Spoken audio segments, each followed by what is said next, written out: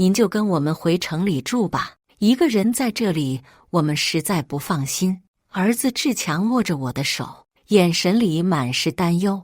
我看着收拾得整整齐齐的行李箱，心里五味杂陈。老伴走了3年，我一个人在这县城的老房子里生活，说不孤单那是假的。邻居王大妈时常过来串门，街坊四邻也都照顾着我，日子过得倒也安稳。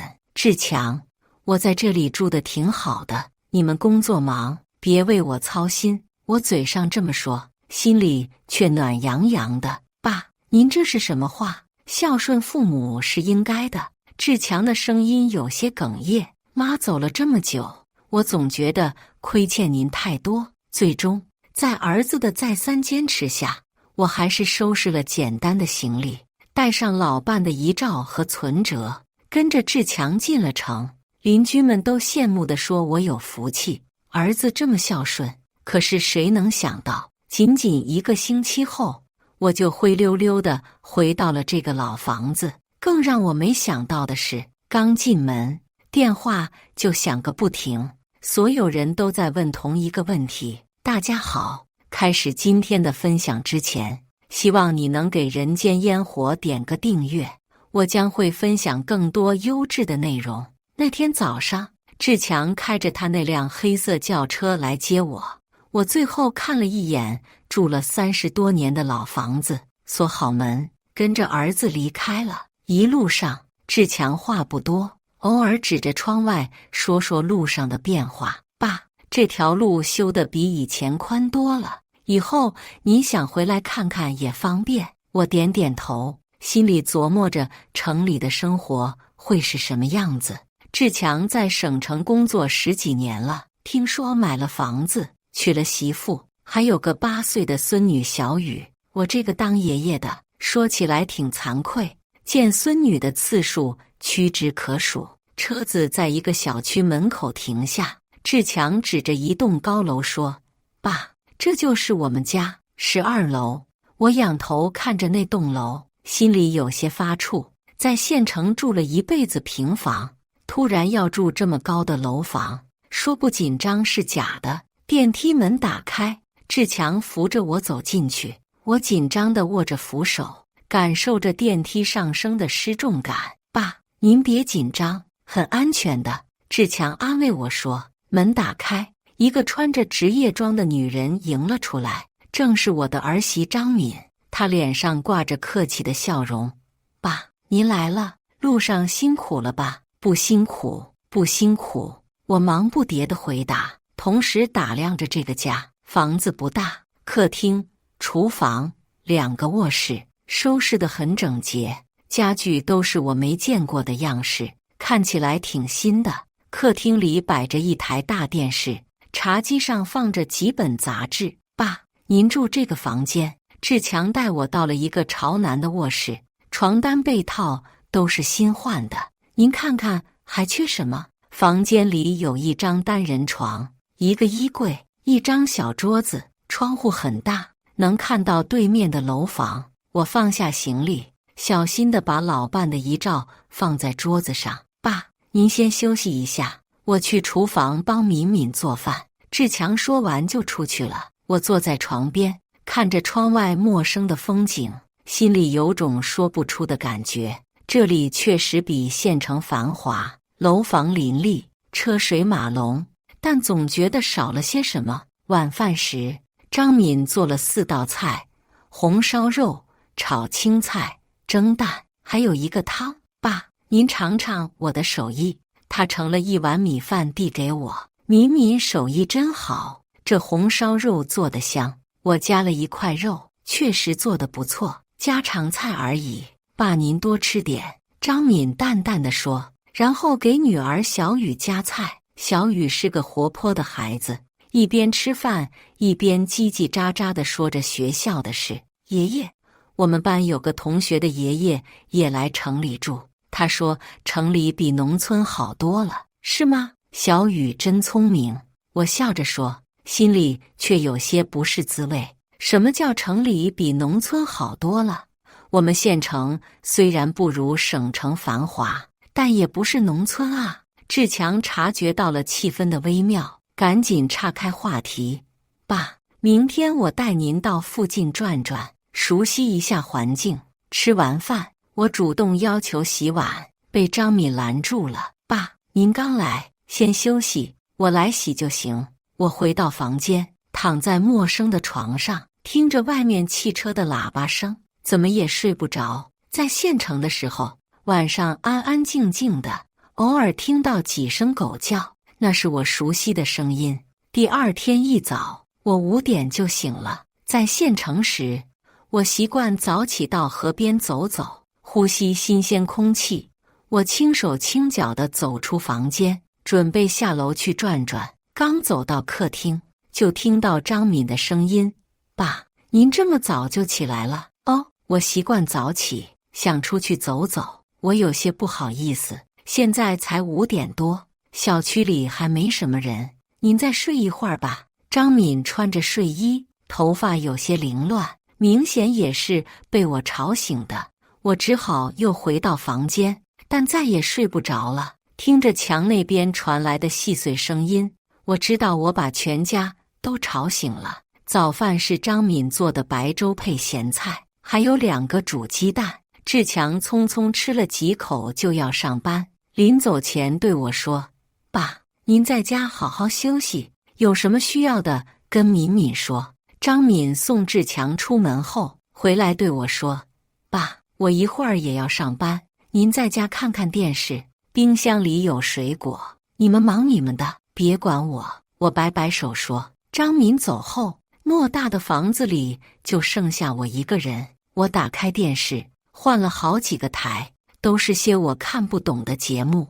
我想到阳台上晒晒太阳，却发现阳台很小，只够晾晒衣服。在县城的时候，我有个小院子，种了几棵菜，养了2盆花，每天早上给它们浇水，看着它们一天天长大，心里特别有成就感。中午，张敏回来做饭，她匆匆忙忙地炒了2个菜，我们2人对坐着吃，气氛有些尴尬。敏敏，你们上班辛苦，以后我来做饭吧。我试探性地说。不用，爸，您好好休息就行。张敏摇摇头，而且我们口味可能和您不太一样。我明白了，他是嫌我做的菜不合他的胃口。我默默地点点头，没再说什么。下午，我想到楼下转转，熟悉一下环境。小区里确实很漂亮，有花有草，还有个小池子，几个老人在那里下棋。我走过去想加入他们，一个老人抬头看了我一眼：您是新搬来的吧？是的，我儿子住在这里，我来住几天。我笑着说。哦，您儿子真孝顺。老人点点头，继续下棋。我在旁边站了一会儿，发现他们下棋很专注，似乎不太愿意被打扰。我又转了一圈，回到了家里。晚上志强回来，看起来很疲惫。爸，您今天怎么样？还习惯吗？挺好的，小区环境不错。我如实回答。吃饭的时候，我提到了阳台的事。志强，我想在阳台上种点菜，行吗？张敏立刻摇头。爸，这是商品房，物业管理很严格，不能在阳台种菜，影响美观。那我晒点咸菜总可以吧？我带了点萝卜干。我接着说，咸菜味道太重了，影响邻居。张敏皱着眉头，而且阳台上晾着咸菜，确实不太好看。我看了看志强，他低着头吃饭，没有表态。我心里有些委屈，但还是点点头。那算了，不种就不种吧。第3天，我想给小雨买点零食。在县城的时候，我常给邻居家的孩子买糖果，看着他们开心的样子，我也很高兴。我在小区附近的超市买了一些小雨爱吃的零食，想给他个惊喜。晚上小雨放学回来，我把零食拿出来。小雨，爷爷给你买的，尝尝甜不甜？小雨高兴地接过来，刚撕开包装，张敏就走过来。小雨，这些是垃圾食品，对身体不好，不能吃。他转向我，语气有些不悦。爸，小雨正在长身体，我们都不让他吃这些没营养的东西。小雨失望地看着我，把零食放回桌子上。我心里很不是滋味，但也不好说什么。对不起，敏敏，我不知道。我低声说，没关系，您不了解情况。张敏的语气缓和了一些，但还是把零食收了起来。那天晚上，我躺在床上，想着这几天发生的事。我知道张敏说的对，现在的孩子确实要注意饮食健康，可是我就是想对孙女好一点，这也有错吗？第4天，我看电视的时候，声音开得稍微大了一点。张敏从厨房出来，爸，声音小一点，我在准备明天的工作材料。我赶紧把声音调小，心里却有些不舒服。在县城的时候，我想看多大声就看多大声，没人管我。第5天，我想早点起来到楼下走走，刚走到门口，就听到张敏在里面说，这么早就起来，声音那么大，还让不让人睡觉了？虽然他说得很小声，但我还是听到了。我站在门口，进退两难，最后还是回到了房间。这样的小摩擦还有很多。我想帮忙做家务，张敏说我做得不干净。我想和他聊天，他总是很忙。我想逗逗小雨，他说孩子要写作业。我开始明白，我在这个家里是多余的。第6天是周末，志强终于有时间在家陪我，我们一起看电视，聊聊家常，气氛轻松了很多。中午吃饭的时候，我试探性地说，要不我回老家住一段时间，那边空气好，我也习惯。志强立刻放下筷子，爸，您好不容易来了，怎么能回去呢？您在这里，我们照顾您方便。张敏一直低头吃饭，没有说话。我在老家住了一辈子，朋友邻居都在那里，回去也方便。我继续说，爸，您别这么想，这里就是您的家。志强的声音有些急切。我看了看张敏，他还是没有抬头。我心里隐隐觉得不对劲，但又说不出哪里不对。突然，张敏抬起头，直直地看着我，缓缓说出了4个字，回去吧您。这4个字像一道闪电，瞬间击中了我的心脏，空气好像凝固了。志强愣在那里，手里的筷子掉在了桌子上。小雨也停止了吃饭，瞪大眼睛看着我们。敏敏，你这话什么意思？志强的声音有些颤抖。张敏冷笑一声，什么意思？我说的还不够明白吗？我的手开始微微颤抖，声音也有些发抖。敏敏，是不是我哪里做错了？没做错，就是不合适。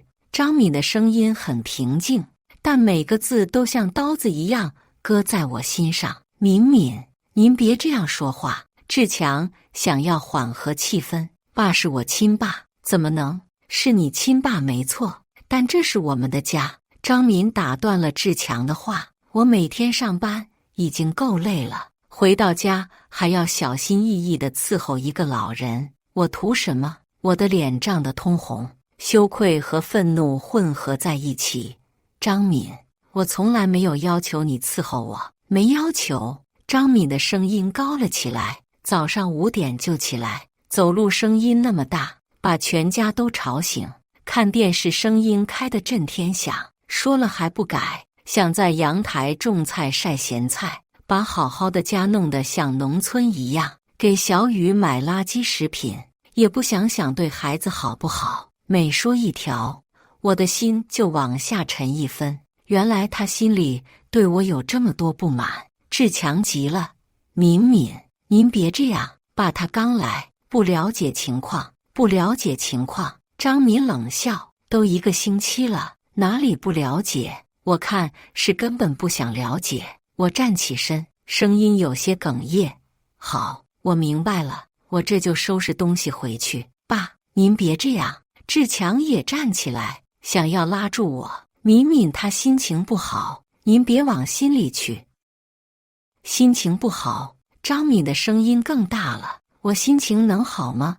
本来两居室就住得紧紧巴巴的，再住进来一个人，连说句话都要小心翼翼。我没有再说话，径直走向房间，开始收拾行李。我的手在颤抖，眼泪不争气地流了下来。志强跟进来，爸，您别收拾了，我去和敏敏好好谈谈。不用了，我边收拾边说，他说得对，我确实不合适住在这里。爸，志强的声音里带着哭腔。我转过身，看着这个我一手带大的儿子，心里五味杂陈。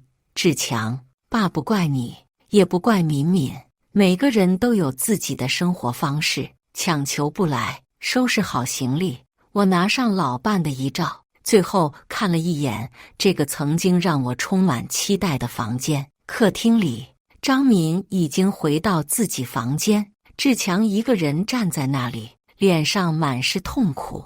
志强，送我回去吧。我说，爸。志强想说什么，但又咽了回去。路上，我们都没有说话。我看着窗外飞驰而过的风景，心里空落落的。来的时候满怀期待，走的时候却是这样的结局。车子停在县城老房子门口，我下车取行李。志强想要帮忙，被我拒绝了。志强，你回去吧，路上小心。我说，爸，志强眼圈红红的，没事，爸理解你，以后有空就回来看看爸，比什么都强。我拍拍他的肩膀，看着志强开车离去，我拿出钥匙，打开了这扇熟悉的门。房子里有些灰尘，但一切都还是我离开时的样子。我放下行李，把老伴的遗照重新摆好，对着照片说，老婆子，我又回来了。刚坐下喘口气，电话就响了。老李，你怎么又回来了？不是去城里住了吗？是邻居王大妈的声音。我勉强笑了笑，就是想家了，回来看看。想家了，那住几天再去不行吗？王大妈的声音里带着疑惑。还没等我解释，电话又响了。这次是老同事老张。老李，听说你从城里回来了，志强不是接你去享福了吗？哦，就是不习惯城里的生活。我搪塞道。接下来的电话一个接一个。侄子小李，二叔，我妈说您从城里回来了，发生什么事了？老邻居刘大爷，老李，怎么回事啊？志强不孝顺吗？远房亲戚李婶，老李，是不是儿媳妇不好相处？连多年不联系的老同学都打来电话，听说你儿子接你进城养老，怎么又回来了？我意识到，我进城的事在县城这个小圈子里已经传遍了，大家都知道我儿子孝顺，把我接到城里享福。现在我突然回来，所有人都想知道到底发生了什么。面对一个个电话，我都是同样的回答，没事，就是想家了。但每说一次，心里就痛一次。我知道大家心里都在猜测，是不是我在城里受了什么委屈。王大妈是最了解我的，第二天一早就过来了。老李，到底怎么回事？你别瞒着我了。我叹了口气，把事情的经过简单说了一遍。王大妈听完，气愤地说，这个张敏也太过分了，怎么能这样对待老人？别这么说，他也有他的难处。我摆摆手，小两口本来就住得挤，我去了确实不方便。那志强怎么说？王大妈问。志强是个孝顺孩子，但他夹在中间也为难。我说，算了，我在这里住得挺好的，何必去给人家添麻烦？王大妈摇摇头，现在的年轻人啊，真是不懂事。下午，志强一个人开车回来了，看到他疲惫的样子，我心里很不是滋味。爸，昨天敏敏说话不合适，我已经严厉批评她了，您跟我回去吧，我保证不会再发生那样的事。志强诚恳地说。我摇摇头，志强，我在这里生活了一辈子，有老朋友，有熟悉的环境，挺好的。可是您一个人，我不放心啊。志强急了，万一您身体有个什么不舒服，我们又不在身边。我身体还行，再说还有邻居朋友照应。我安慰他说。志强沉默了一会儿，问：爸，您是不是怪我没有保护好您？我看着这个已经38岁的儿子，想起他小时候的模样。那时候他还小，我总是保护他。现在他长大了，有了自己的家庭，我不能再给他添麻烦。志强，爸不怪你。我拍拍他的手。每个人都有自己的难处，米米说的也不是没有道理。他每天工作很累，回家还要操心家务，我去了确实增加了他的负担。可是志强还想说什么，没有可能，我打断了他。爸已经65岁了，什么事情都见过，你们小两口过你们的日子，我过我的日子，大家都轻松。志强眼圈红了。爸，我是不是很没用，连自己的父亲都保护不了？傻孩子，这不是保护不保护的问题。我说，家庭和睦比什么都重要。你和敏敏好好过日子，多生几个孩子，让我抱抱重孙子，比什么都强。最终，我还是留在了县城。志强承诺每个月至少回来2次看我，生活费也从1000提高到1500。志强走后，我一个人坐在院子里，看着天空慢慢变暗。邻居们陆续回到家，家家户户的灯都亮了起来。王大妈过来串门：老李，一个人吃饭没意思，来我家吃吧。不用了，我已经做好了。我笑着说，那明天中午你来我家，我做你爱吃的红烧肉。王大妈坚持道。看着王大妈关心的眼神，我心里暖暖的。也许这就是生活吧，有失望也有温暖，有孤独也有陪伴。晚上，我对着老伴的遗照说话：老婆子，看来我们还是要在这里相伴到老了。不过也好，这里有我们的回忆，有熟悉的邻居朋友。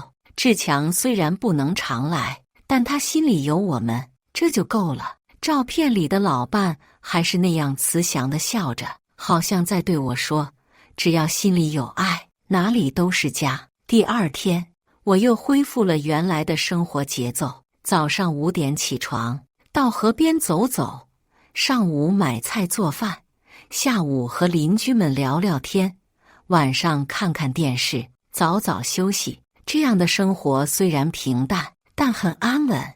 我不用担心吵到别人，不用小心翼翼的生活，可以按照自己的方式过日子。1个月后，志强真的回来了，还带着小雨。小雨看到我很高兴，爷爷，我想您了。爷爷也想小雨。我抱起孙女，心里满满的都是幸福。志强带来了一些营养品和水果。爸，您身体怎么样？挺好的，你看我气色不错吧？我确实感觉身体比在城里的时候好一些。那就好。志强松了口气。米米让我向您道歉，他那天说话太重了，过去的事就别提了。我摆摆手。他现在好吗？挺好的，工作也顺利。志强说，他说等有了大房子再接您过去住。我笑了笑，没有说话。我知道那只是客气话，即使有了大房子，我也不会再去了。2代人有2代人的生活方式，强求不来。我在这里有我的朋友圈子，有我的生活习惯，过得很充实。志强他们在城里有他们的生活节奏，大家各自安好，这样其实挺好的。那天晚上，一家3代人围坐在一起吃晚饭，气氛很温馨。小雨叽叽喳喳地说着学校的事，志强给我夹菜，我给小雨讲故事。这样的时光虽然短暂，但很珍贵。我想这就够了。志强他们走的时候，我没有挽留。我知道他们有自己的生活要过，我也有我的生活要过。送走他们后，我坐在院子里，看着夜空中的星星。王大妈从隔壁院子里探出头来：老李，孩子们走了，走了，明天要上班呢。我说，志强这孩子还是很孝顺的。王大妈说，是啊，他是个好孩子。我点点头，生活就是这样，有遗憾也有满足，有孤独也有温暖。重要的是要学会接受，学会放下，学会在平凡的日子里找到属于自己的快乐。我站起身，准备回屋休息。明天又是新的一天，我要早起去河边走走，那里有我熟悉的风景，有我习惯的生活节奏。这就是我的生活，虽然不完美，但是真实的。以上就是今天分享的故事。大家有什么想说的、想吐槽的，欢迎在下方评论交流。也更希望能给人间烟火点个订阅，我将会分享更多优质的故事内容。